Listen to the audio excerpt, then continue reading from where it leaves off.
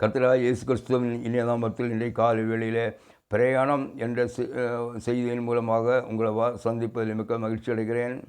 இன்றைக்கு துதி என்ற வார்த்தையை ஆதாரமாக கொண்டு ஒரு தேவனுடைய பிள்ளைக்கு எதிராக வரும் தடைகள், கட்டுகள், தோல்விகள், பிரச்சனைகள் எப்படி துதிக்கும் போது மாறிப்போகும் என்பதை வேத ஆதாரத்துடன் பார்க்கலாம். கர்த்தரை நான் எக்காலத்தில் ஸ்தோத்தரிப்பேன், அவர் துதி எப்போதும் என் வாயில் இருக்கும் என்று சங்கீதம் 34வது அதிகாரம் 1 வசனத்தில் துதியை ஆதாரமாக வைத்து பாடுகிறான். முகவுரையாக சில காரியங்களை பார்க்கலாம். இந்த வசனமானது மிகவும் ஆழமான அழகான கருத்துள்ள வசனம். துதி என்ற 2 எழுத்தில் அநேக விடுதலைகள் அடங்கியிருக்கிறது. இது ஆங்கிலத்தில் பிரைஸ் என்று பார்க்கலாம்.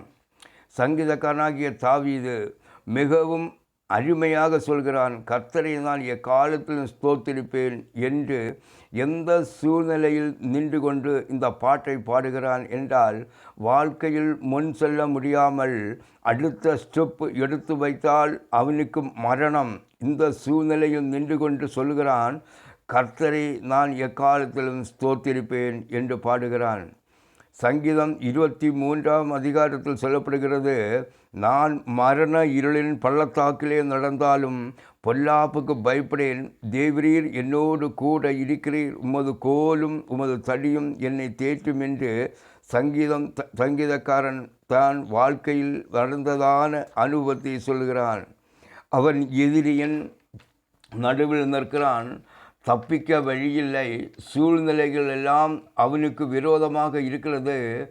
அந்த வேளையில் தப்பிக்கும்படி பைத்தியக்காரனை போல நடித்து எதிரியின் நடுவிலிருந்து கர்த்தர் அவனை காப்பாற்றுகிறார். அவன் மரணத்தின் வாசல் நின்று கொண்டு சொல்கிறான், நான் சாவுக்கு பயப்பட மாட்டேன்.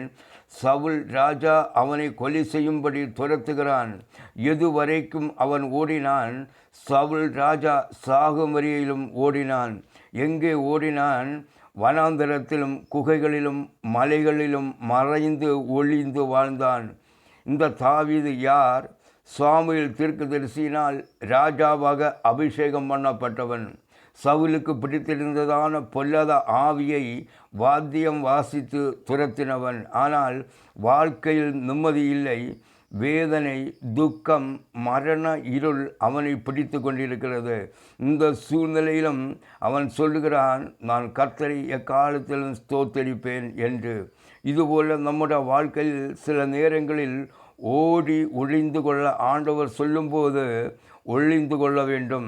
ஆண்டவர் ஒரு தடவை எலியா தீர்க்கதரிசியை பார்த்து, நீர் போய் கேரித் ஆற்றங்கரையில் ஒளிந்து கொண்டிரு, நான் உன்னை போஷிப்பேன். அவனும் ஆண்டவருடைய வார்த்தை கீழ்ப்படிந்து ஒளிந்து கொண்டான். அங்கே வேறு யாரும் கிடையாது, எலியாவும் தேவனும் மட்டும்தான்.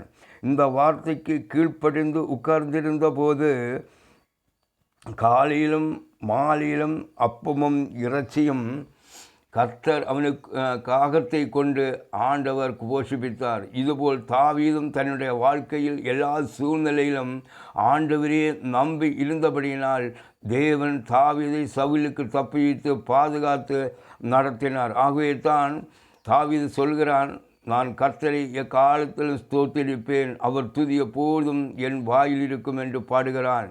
இந்த வசனத்தின் அடிப்படையில் எந்த பரிசுத்தவான்களெல்லாம் தேவனை துதித்து ஆராதித்து ஜெபித்தார்களோ அவர்கள் வாழ்க்கையில் அற்புதத்தை கண்டார்கள், விடுதலை பெற்று கொண்டார்கள் என்பதை வேதத்தில் நாம் பார்க்கிறோம்.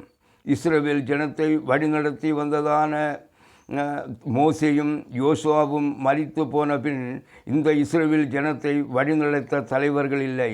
அதே வேளையில் இந்த இஸ்ரவேல் ஜனத்தை எதிர்த்து கானானியர் யுத்தத்திற்கு வருகிறார்கள்.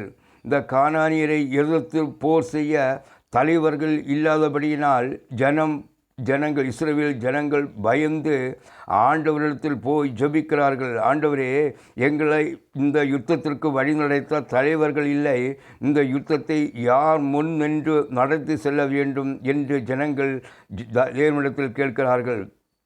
உடனே ஆண்டவர் சொல்கிறார், இந்த யுத்தத்தை யூதா முன் நின்று நடத்தி செல்லட்டும் என்றார். யூதா என்றால் துதி என்று பெயர். யூத கோத்திரத்தை குறிக்கும். அதாவது அழகில் குறைந்த யாக்கோபினால் வெறுக்கப்பட்ட மனைவியாகிய லேயாளின் 4வது மகன்தான் யூதா. இந்த லேயாள் எங்கேயெல்லாம் வெறுக்கப்பட்டாலோ அங்கே இருந்துதான் ஒரு துளிர் தோன்றி அதன் வேரிலிருந்து ஒரு கிளை எழும்பி செழிக்கும். இது யூதா கோத்திரத்தின் சிங்கமாகிய இயேசுவை குறிக்கும். யோசுவா மரித்தபின் இஸ்ரவேல் புத்திரர் கர்த்தரை நோக்கி, கானானியரை எதிர்த்து யுத்தம் பண்ணும்படி எங்களில் யார் முதல் எழுந்து புறப்பட வேண்டும் என்று கேட்டார்கள். அதற்கு கர்த்தர், யூதா எழுந்து புறப்பட கடவன், இதோ அந்த தேசத்தை அவன் கையில் ஒப்பு கொடுத்தேன் என்றார். நியாயாதிபதிகள் 1ஆம் அதிகாரம் 1-2 பார்க்கலாம். தேவ பிள்ளையே, அப்பொழுது துதிக்கு எவ்வளவு வல்லமை உண்டு என்று நாம் பார்க்கலாம். துதித்து பாடி ஜெபித்த போது கர்த்தர் என்ன அற்புதங்களை எல்லாம் செய்தார் என்பதை 4 தலைப்புகளை உங்களோடு கூட பகிர்ந்து கொள்கிறேன். 1, தடைகள் விலகியது. 2, தோல் விலகியது. 3, கட்டுகள் அறுந்து போனது. 4, கஷ்டம் பிரச்சனைகள் விலகியது. இந்த 4 தலைப்புகளை அடுத்த தொடரில் பார்க்கலாம். கர்த்தர் உங்களை ஆசீர்வதிப்பாராக. ஆமேன்.